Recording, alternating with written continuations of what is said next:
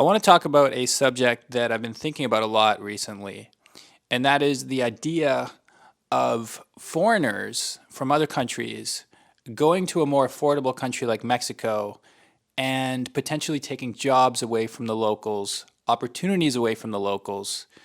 Is this a problem we all need to be aware of? Is it something that is overblown? Does this issue even exist? Are other expats thinking about this? Are foreigners thinking about this? Are locals, Mexicans thinking about this? I want to talk about this a bit. And to guide this discussion, I want to talk about a Facebook thread that I just saw in the group called Puerto Escondido People. So Puerto Escondido is a city on the coast of Oaxaca. It used to be a very small, kind of secluded community, but it's growing and growing and growing. And I think that's part of the reason that people are quite concerned about the impact that this rise in tourism might have on local communities. To guide this discussion, here's the thread. This is a post that was made by One Life Shot Fine Art. I guess this guy is like a photographer, photography page. He says, "Hello, Puerto Escondido people. I'm a traveling photographer in a van based in Zicatela. If someone are interested to book a photo shoot together, it should be awesome. I will realize some visual projects." Okay, I don't think English is his first language, but and I will help you to be comfortable with my camera. See you for your next beach photo shooting. To be creative. There's a picture of his beach photo shoot. QR code, yada yada. The price is $90 an hour, which, I've never paid for a photo shoot. That seems quite high. That seems like the kind of price that, maybe in Canada or the US, people pay that. Maybe they pay more than that if they're, quite professional. But I would say on the coast of Oaxaca, that's like, there's people who like 2-3 hours of that pricing, that's their month rent, that's a lot of money. But nevertheless, let's check out the comments and see what some people are saying about this. The first comment says, "Too expensive. Do you have a working visa? If not, go back to Europe for work." Interesting. The next one says, "Everyone is a traveling photographer. Does Puerto Escondido have any local photographers still in business, or have they been shut out by those visiting?" And as you can see, these comments have a lot of likes, a lot of engagement. The first reply to that says, "I wonder that myself, photographer or yoga teacher or massages, seems these people don't realize the suffering they cause others." Now, this is an interesting question, the suffering you cause others. If you're running a business, are you causing suffering to others? Do you need to be aware of the existing markets and like how you fit into that, what impact you could be having? Like I say, if this guy is a traveling photographer living out of a van and he shows up somewhere, probably not thinking about the photography market in that location, other than the fact that, okay, there's a nice beach, I want to do some photos, I want to make some cash, I want to keep traveling, move on to the next spot. Same with people who are offering massages, or what was the other, yoga teaching. I've actually seen quite a few like yoga teachers post similar ads to this. But then the next reply, this guy Carlos says, "They don't cause suffering. It's called competition. The good ones survive. If you're not good, find something else you excel at." Michael says, "That's like saying white privilege isn't real." Okay. Interesting. And Carlos is actually a Mexican. He says, "I'm Mexican. I'm not afraid of the blazing big guns." This is interesting. So there's a Mexican kind of defending the right of people from other countries to come and take photos, and he's saying, "Yeah, like, come on in. Like, more competition is better." And okay, I got a few thoughts on this. Actually, wait. There's one other comment I wanted to read first, because as the thread goes on, this guy says, "This group is filled with negative people, no ideas of their own, so they tear down anyone who's willing to work. I always wonder what they do for a living besides complain." Okay, I've definitely seen people on Facebook who seem like they just complain for a living as well. So I got a bit of sympathy for Rich here. Uh, oh, and then someone says, if you were a digital nomad on here, throwing indignation about and projecting your guilt through somebody else to alleviate, I can't speak today, to alleviate the fact that you are doing more harm to Puerto Escondido than 1,000 photographers from Mars. Please stop it and mind your own business. Dang. Okay, so things are getting heated in this thread. We clearly have people who are, hating on this photographer, saying, like, first of all, do you have a working visa? If you don't, you should get out of here. There's people saying it's too expensive. There's people saying, hey, you're causing hardship to local photographers. A lot to unpack here. I want to start by addressing the idea of the working visa. To me, that is kind of to take issue with the working visa part. I think that is okay. First of all, I'm not here on the internet like advocating anyone to break visa laws or working laws or anything like that. But the reality is, this is a group of like foreigners living in Puerto Escondido for the most part.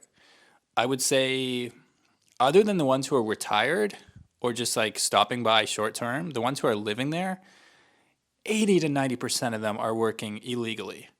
No one by the like working visa standards. Nobody gets a working visa when they're working online for some company. First of all, it's next to impossible because just the process of getting a working visa is quite outdated. It doesn't really take into consideration like the global, digital age that we're living through. So the actual like application process, even if you wanted to, is quite laborious and just it sucks. It's just a terrible process. I've gone through that for other countries before. And if you don't have an employer who can like sign something for you and like prove that you're working and where you're working and all that stuff, it's very, very hard. If you're someone living out of a van taking photos, like good luck getting a working visa from the Mexican authorities.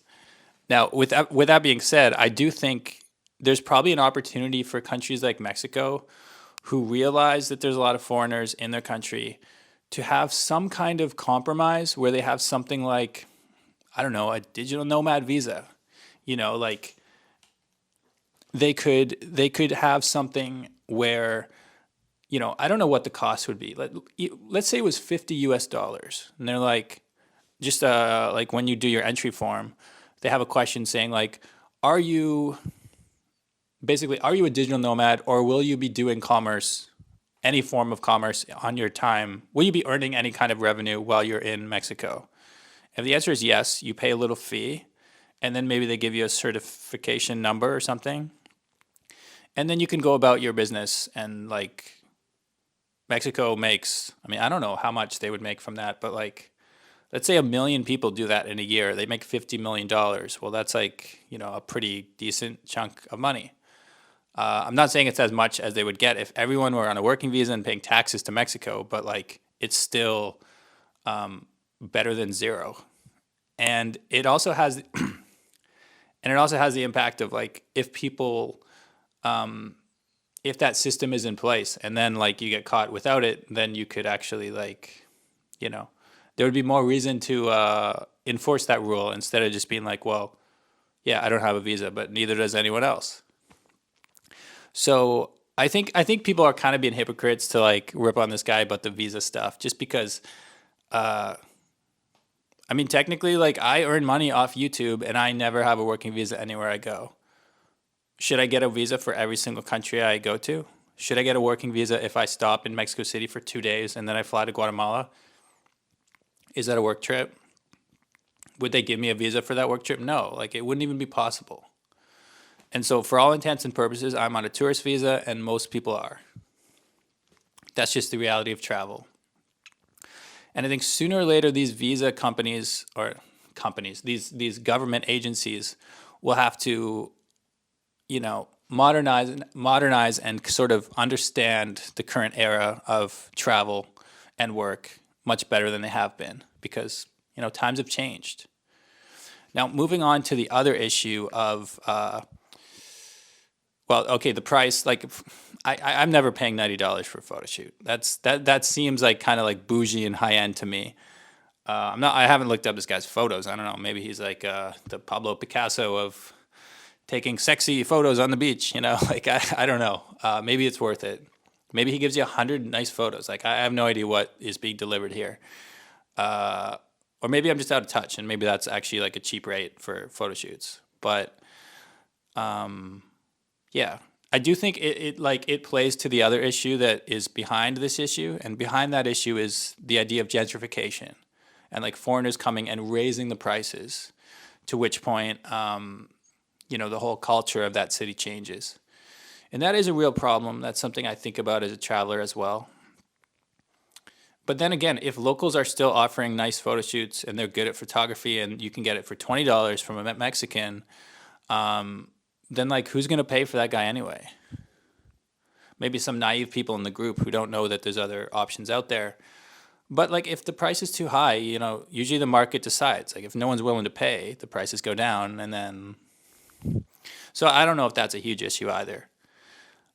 The third issue, the idea that there are Mexican photographers who are not able to get work because of this, I do think that is a potential issue. I do think I think that's the one that has the most credibility behind it, and that's the topic of this video. Like, are we taking jobs from Mexicans?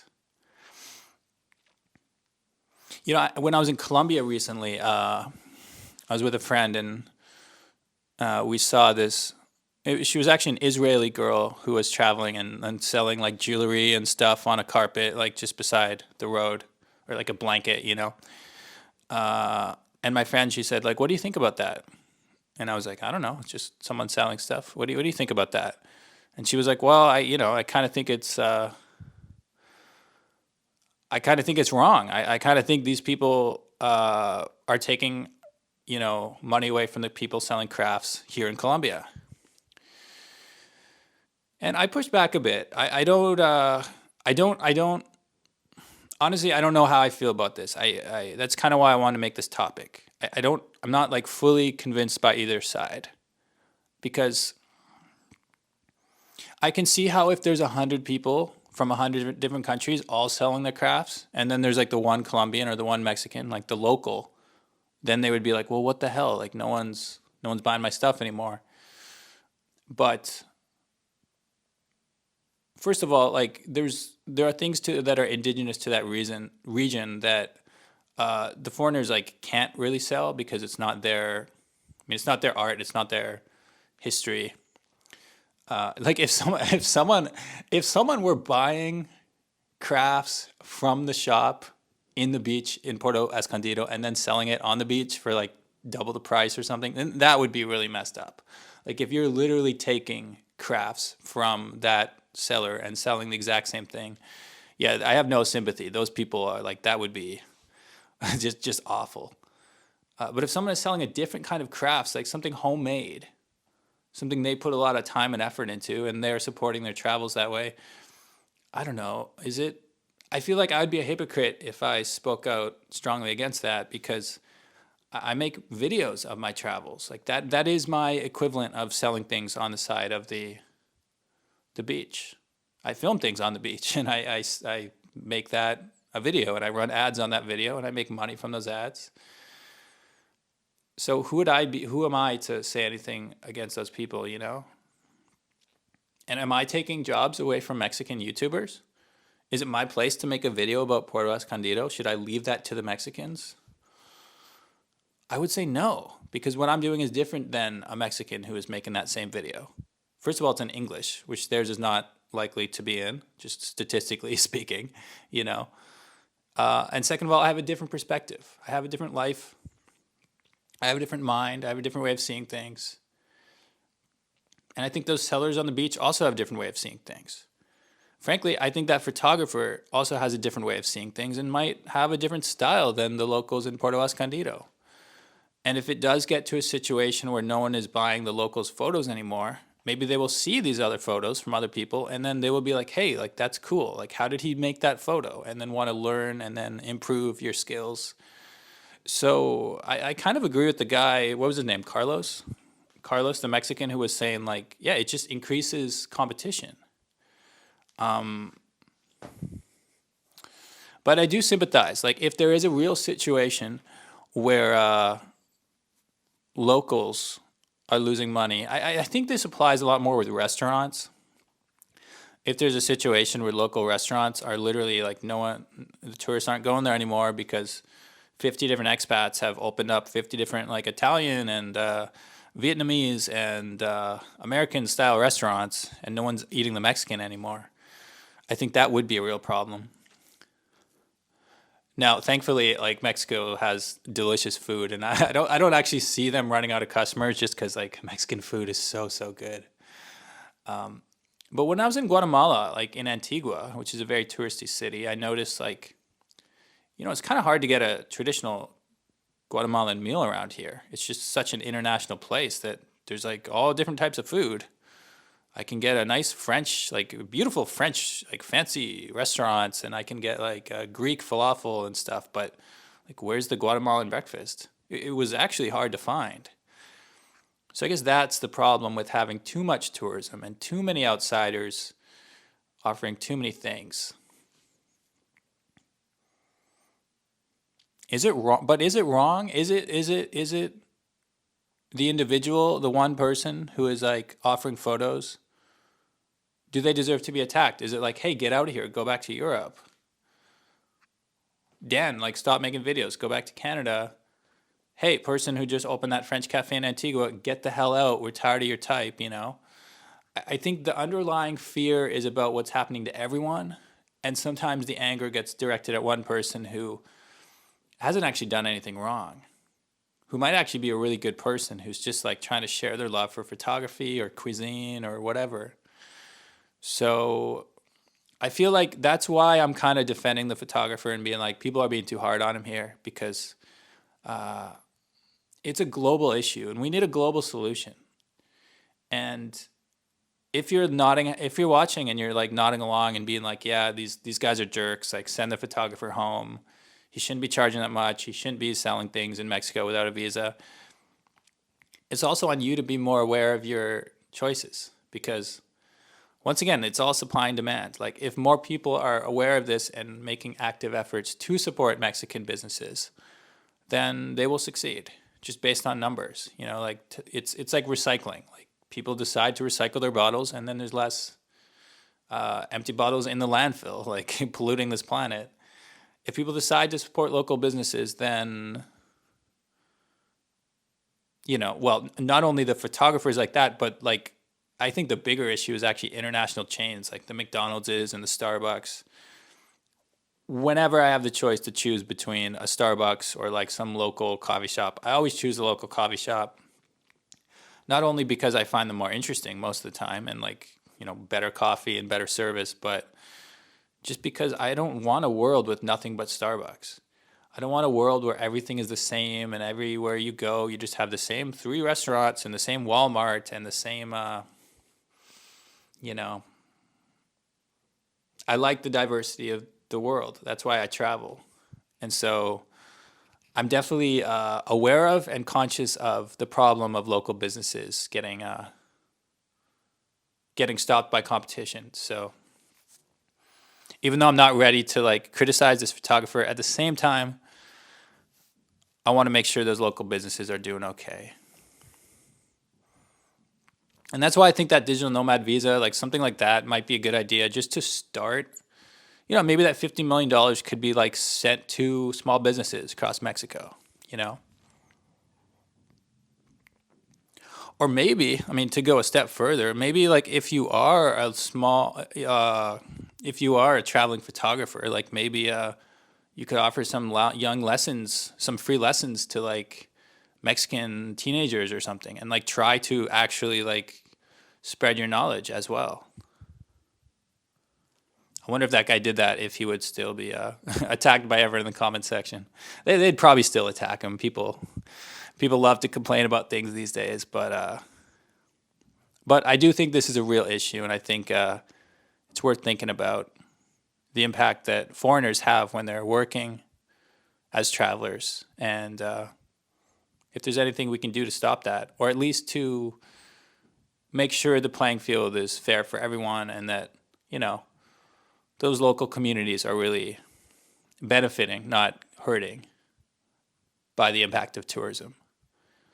So those are my 2 cents. I'd love to hear what you guys think about this. This is obviously a complex issue, and my mind's not made up. I'm trying to see both sides here, but I'm open to hearing your arguments and your try and keep it friendly. Let's not attack anyone by name. I know I was like reading people's name from the comment section and stuff. I'm just doing that because I think it's a great example of this issue. But yeah, let's try to keep it friendly out here, and you know, yeah, I'll see you guys in the comment section. Catch you next time.